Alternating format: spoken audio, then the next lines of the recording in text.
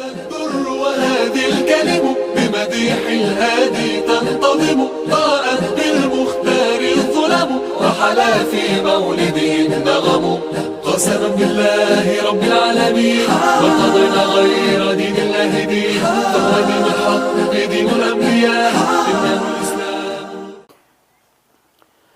يا أيها الذين آمنوا قوا أنفسكم وأهليكم نارا وقودها الناس والحجارة عليها ملائكة غلاظ شداد لا يعصون الله ما أمرهم ويفعلون ما يؤمرون صدق الله العظيم.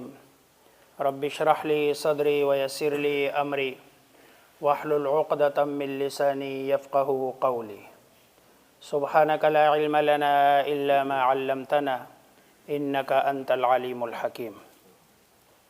واجب الاحترام بزرگوں اور دوستوں، قرآن کریم کی ایک آیت پڑھی ہے جس میں اللہ تبارک و تعالی فرما رہے ہیں، اے ایمان والو، اپنے آپ کو اور اپنے گھر والوں کو جہنم کی آگ سے بچاؤ، جس کا ایندھن لوگ اور پتھر ہوں گے،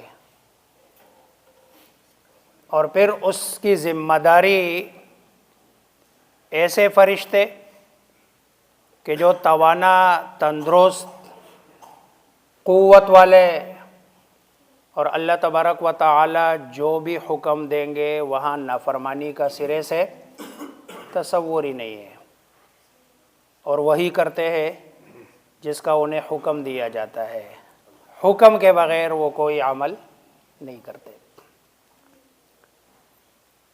اس آیت میں جہاں اپنے آپ کو جہنم سے آگ کے بچانے کا ذکر ہے، وہاں اپنے اہل و عیال کو، اپنے گھر والوں کو۔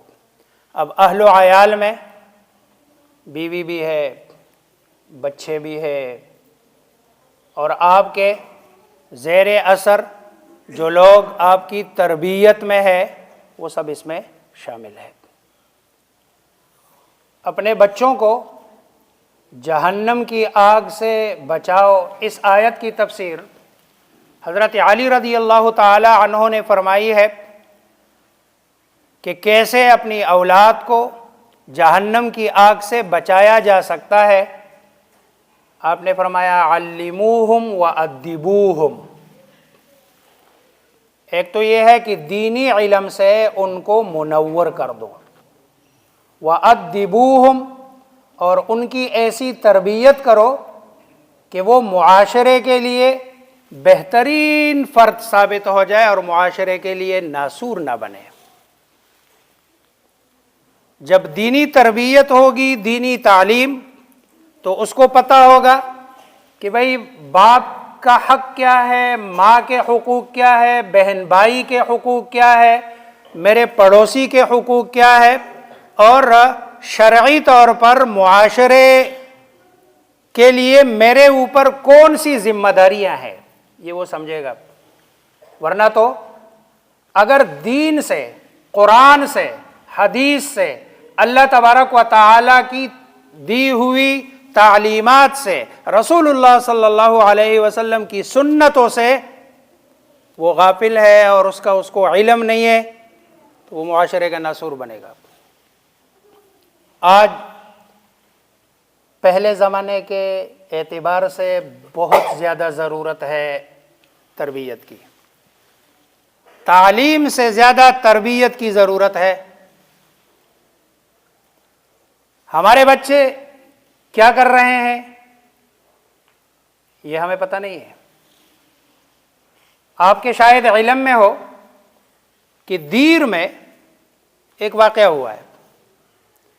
ایک نوجوان ہے، ٹیک ٹاکر ہے، اور وہ جو انٹرویو دے رہا ہے کہتا ہے کون سا گیم کھیلتے تھے، وہ کہتا ہے میں پب جی کھیلتا رہتا ہوں۔ اچھا، پھر وہ جو انٹرویو لینے والا ہے وہ اس سے پوچھ رہا ہے کہ بھائی آپ اس گیم میں، ہمیں شاید پتہ نہیں ہے، میں نے اس دن سنا کہ پب جی میں اسلحے کا استعمال ہوتا ہے۔ اور انسانی فطرت ہے، جس چیز کو وہ زیادہ دیکھتا ہے وہی اس کے اثرات، اس کے ایکشن ویسے ہی ہو جاتے ہیں۔ بندہ فلم دیکھتا ہے نا، تو فلم دیکھنے کے بعد بندہ اپنے اندر اپنے آپ کو جیسے ہیرو سمجھ رہا ہوتا ہے کہ میں ہیرو ہوں۔ تو وہ بچے سے پوچھا کون کون سے آپ کے پاس اسلحہ، کون سا اسلحہ؟ اس نے نام لیے، پولیس والے کھڑے تھے، وہ سوال کرنے والے نے پولیس والے سے پوچھا آپ کو اس اسلحے کا پتہ ہے؟ پولیس والوں نے کہا ہم نے اس اسلحے کا نام اس بچے کے منہ سے پہلی مرتبہ سنا ہے۔ اور یہ ساری رات کھیلتے ہیں یہ بچے پب جی گیم، اور اس میں استعمال اسلحے کا ہوتا ہے۔ اور ظاہری بات ہے جب بندہ اسلحہ استعمال کرتا ہے، پھر جب بچہ اس حد تک پہنچ جاتا ہے کہ پھر باپ کو اس سے اگر موبائل لینا پڑے اور وہ لے لے تو وہ باپ کو بھی گولی مارتا ہے اور ماں کو بھی گولی مارتا ہے۔ اور یہ ہوا ہے، اور یہ ایک واقعہ نہیں ہے، اس طرح کے بہت سارے واقعات اس وقت معاشرے میں ہے۔ اب ایک طرف جہاں اس بچے کا قصور ہے، لیکن اس سے زیادہ اگر میں کہوں کہ والدین کا قصور ہے کہ بھئی بچہ اس حد تک گیا کیوں؟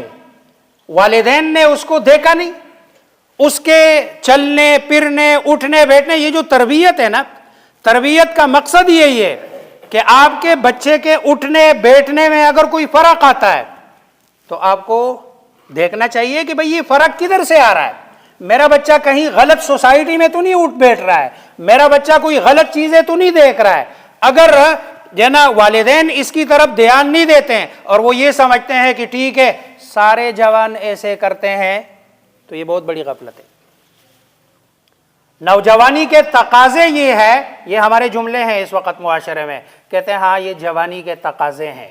یہ جوانی کے تقاضے نہیں ہے، یہ جوان اس حد تک پہنچ جاتا ہے کہ یہ بھول جاتا ہے کہ بھئی رشتہ کیا ہے، اس کا تقدس کیا ہے، اور اس کے میری اوپر ذمہ داریاں کیا ہے۔ پھر یہ پسٹل اٹھاتا ہے اور اپنے ماں کو اور اپنے باپ کو دونوں کی گولی مارتا ہے۔ اور یہ واقعہ دیر میں ہوا، باپ کو گولی ماری، ماں کو گولی ماری، باپ تو اسی وقت مر گیا اور ماں اس کی زندہ ہے، لیکن ماں کہتی ہے بیچاری، کہتے ہیں میرا بچہ ہے، نادان ہے، اس کو کچھ نہ کہا جائے۔ اب دیکھو یہ جو نادانی ہے نا، نادانی کا لفظ، یہ جو قرآن میں اللہ فرماتے یا ایھا الذین آمنوا قوا انفسکم واہلیکم نارا، نادانی کی وجہ سے ہم بہت ساری غلطیوں سے اس کے سر پہ نظر کر کے اس کو کچھ کہتے نہیں ہیں، حالانکہ اسلام میں شریعت میں اس کا طریقہ کار بتایا کہ سب سے پہلے اگر بچے کو آپ دیکھ لے وہ کوئی غلطی کرتا ہے تو پہلے اس کو سمجھایا جائے پیار سے کہ بیٹا یہ جو آپ کر رہے ہیں یہ غلط ہے۔ اگر پیار محبت سے بچہ سمجھتا ہے تو اچھی بات ہے، اور اللہ تبارک و تعالی سے دعا بھی ہے کہ سارے بچے ہمارے پیار محبت سے سمجھ جائے۔ اگر نہیں تو اگلا مرحلہ ہے، پھر اس کو سزا دینے کی شریعت نے اجازت دی ہے، لیکن سزا ہو مار کے علاوہ۔ یہ دوسرا سٹیپ ہے کہ مارا نہ جائے، سزا دے دی جائے، اس کا جیب خرچ پاکٹ منی بند کر دی جائے کہ بھئی نہیں آپ کو آج کے بعد پاکٹ منی نہیں ملے گی، آپ کو آپ کے ساتھ یہ جو چیز ہے، یہ جو میں دلوا رہا تھا یہ آپ کو نہیں دیا جائے گا۔ یہ دوسرا سٹیپ ہے، یہ شریعت میں ہے، اللہ اور اس کے رسول نے بتایا کہ بھئی آپ دوسرا سٹیپ یہ لے لیں۔ اگر اس سے نہیں ہوتا تو پھر تیسری صورت ہے کہ اس کو آپ مار بھی سکتے ہیں۔ قرآن حدیث میں رسول اللہ صلی اللہ علیہ وسلم نے فرمایا کہ جب بچہ 7 سال کا ہو جائے تو اس کو نماز کا حکم دو اور نماز کی تربیت اس کو دو۔ جب وہ 10 سال کا ہو جائے، 10 سال کے عمر میں اگر اب بھی وہ نماز نہیں پڑھتا تو خود رسول اللہ صلی اللہ علیہ وسلم فرماتا فَاضْرِبُوهُمْ، اس کو مارو، اس کو مارنے کی اجازت دی ہے۔ یہ میں نہیں کہہ رہا ہوں، یہ سرکار دو عالم محمد مصطفیٰ صلی اللہ علیہ وسلم جس سے ہم محبت کرتے ہیں، عشق کا دعویٰ کرتے ہیں، وہ اور بحیثیت امتی ہم سب اس کے امتی ہے، اور شاید ماں باپ سے زیادہ ہم انہیں پیارے ہیں۔ اور یہ جو مارنے کا انہوں نے حکم دیا یہ اس لیے دیا کہ بھائی کہیں ایسا عمل یہ بچہ نہ کر لے کل کلا خدا نہ خواستہ یہ جہنم کا ایندھن نہ بنے. جہنم کے ایندھن سے بچانے کے لیے بتایا گیا کہ اگر ایک آدھ تپڑ بھی اس کو مارنا پڑے تو مار دو. اب یہ جو 10 سال کی عمر ہے، دیکھو اس حدیث کو آپ تھوڑا سا غور کر لینا. 10 سال کی جو عمر ہے، نماز فرض نہیں ہوتی 10 سال میں. نماز کی فرضیت کی جو عمر ہے وہ تو بلوغت ہے. بلوغت کے بعد بچے کے ذمے نماز فرض ہو جاتی ہے. 10 سال میں عام طور پر بچہ بالغ نہیں ہوتا. تو پھر یہ مارنے کا حکم کیوں دیا؟ یہ مارنے کا حکم اس لیے دیا کہ یہاں تربیت ہو رہی ہے، اور تربیت میں بسا اوقات بہت ساری چیزیں ایسی ہوتی ہے جو شرعاً واجب اور فرض نہیں ہوتی، لیکن جب وہ تربیت کے باب میں آ جاتا ہے تو اس کا حکم فرض اور واجب کا ہو جاتا ہے. آپ دیکھو، جب کوئی بندہ یہیں سے ISSB پاس کر کے کاکول چلا جاتا ہے اور وہاں پر وہ ٹریننگ کرتا ہے، اب وہاں کے کچھ قوانین ضابطے ہیں. یہ جو بال کاٹتے ہیں، یہ بال کیوں کاٹتے ہیں؟ اب یہ تربیت کا ایک طریقہ ہے کہ بھائی باہر جب جائے تو پتہ چلے کہ یہ اس جگہ سے اس کا تعلق ہے، اور کوئی ایسا کام نہ کرے کہ جس سے پیچھے جو ادارہ ہے اس کی بدنامی ہو. ہم مدرسے کے طلباء کے بال کٹوا دیتے ہیں. جیسے مدرسے میں داخل ہوتے ہیں، مدرسے میں داخلے کے ساتھ 2 ہی آپشن اس کے پاس ہوتے ہیں، یا تو استرا پہنے گا اور یا مشین پہنے گا، اور مشین بھی 1 نمبر، اس سے زیادہ کی گنجائش نہیں ہوتی. اور یہ اس لیے کراتے، طلباء کہتے ہیں کہ بھائی یہ تو فرض بھی نہیں ہے، واجب بھی نہیں ہے. ہم کہتے ہیں نہیں، یہ فرض بھی ہے اور واجب بھی ہے، کیونکہ اس لیے تربیت کا باب ہے یہ. اور اگر یہ نہ ہو تو پھر اگلا مرحلہ قطع تعلق کا بھی کیا جا سکتا ہے کہ بچے سے قطع تعلق کیا جائے. اور اس سے صحابہ کرام رضوان اللہ تعالی علیہم اجمعین کی زندگی میں غالباً حضرت صفوان ہے، عبداللہ ابن صفوان ہے، وہ ایک دن ایک اپنے رشتہ دار کو دیکھ رہے ہیں، وہ کنکریاں مار رہا ہے. انہوں نے کہا رسول اللہ صلی اللہ علیہ وسلم نے کنکریاں مارنے سے منع کیا ہے. وہ پھر مار رہا ہے. انہوں نے کہا اس سے تو کچھ بھی نہیں ہوتا، کنکری مارنے سے کسی کو کیا تکلیف ہے؟ اس نے کہا میں نے کہا کہ رسول اللہ صلی اللہ علیہ وسلم نے منع کیا اور آپ اس کے سامنے لاجگے دے رہے ہو کہ اس کا کچھ. انہوں نے اس سے قطع تعلق کر لیا، بات کرنا چھوڑ دیا. تو اگلا مرحلہ قطع تعلق کا ہے، اور یہ اس بچے کے فائدے کے لیے ہے، نقصان کے لیے نہیں ہے. لیکن چونکہ ہم دنیا میں رہ رہے ہیں، مادیت پرستی نے ہماری آنکھیں بند کر دی ہے، اس لیے دنیا کے فائدے کے لیے تو ہم سب کچھ برداشت کر لیتے ہیں. دنیا کے لیے تو ہم ساری باتیں، اس کے تکالیف، اس کے مشقتیں، یہ ساری چیزیں برداشت کر لیتے ہیں. لیکن جب بات آخرت کی آتی ہے، جہنم کی آگ کی آتی ہے، تو ہم کہتے ہیں کہ ابھی یہ بچہ ہے، جوان ہے، یہ تو اس وقت کے تقاضے ہیں، اس لیے چھوڑ دیا جائے، بعد میں ٹھیک ہو جائے گا. بعد میں نہیں ٹھیک ہونا، یہ دور ہے، یہ عمر ہے. اس کو سیدھے راستے پہ لگانے کے لیے جو بچے بچپن میں مثلا 8 سال میں، 9 سال میں، 10 سال میں مسجد کو آتے ہیں تو ساری زندگی اس کا تعلق، ان کا تعلق مسجد کے ساتھ رہتا ہے. اور جو بچے آتے ہیں مثلا 10 سال کا ہے، 11 سال کا ہے، 9 سال کا ہے، یہ بچے ہیں مسجد میں آتے ہیں، تو ان کو اپریشیٹ کرنا چاہیے اور ان کو ان کی تشجیع کرنی چاہیے اور ان کے آنے پر خوش ہونا چاہیے، ناراض نہیں ہونا چاہیے. کیونکہ یہ ہمارے مستقبل کے معمار ہے اور مستقبل کے نمازی ہے. مستقبل یہی لوگ اس مسجد کو آباد رکھیں گے. تو آپ صلی اللہ علیہ وسلم نے یہ حضرت علی رضی اللہ تعالی نے فرمایا علموہم وادبوہم، کہ بھئی ان کو علم سے نوازو اور ان کو ادب سکھا دو. ادب آج کل جو ہے نا بدقسمتی سے علم بہت زیادہ ہے، ہر اعتبار سے، دنیاوی بھی ہے، دینی بھی ہے. لیکن جو اگلا والا مرحلہ ہے نا، وہ ہر جگہ ناپید ہے کہ ادب نہیں سکھایا جا رہا ہے. ادب کیا ہے؟ اٹھنا، بیٹھنا، چلنا، پھرنا، ڈیلنگ کرنا.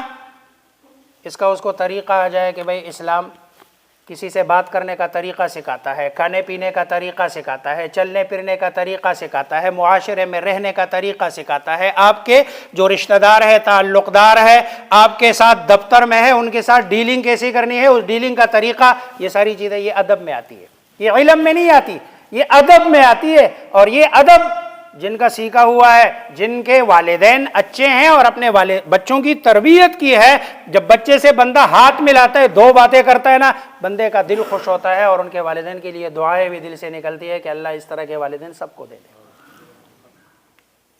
اس لیے اپنی اولاد کی تربیت پر بہت زیادہ، ورنہ تو یہی ہمارے بچے ساری رات